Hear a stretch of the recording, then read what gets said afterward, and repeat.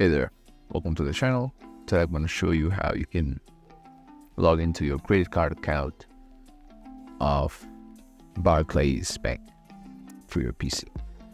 So first, you need to open your preferred web browser, and on the address bar, the Google bar, you gotta type in Barclays credit card.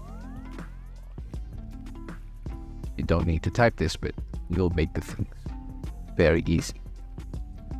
Then you're gonna click on the first link that appears. On the right side, there's a login button right there. You're gonna click on it. Then what you're gonna do is you're gonna enter your username and you're gonna enter your password. Click on login. It'll take you to your main page of your credit card account.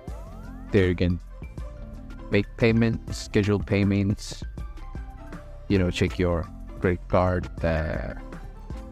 check your credits that has been accumulated over the time and stuff like that.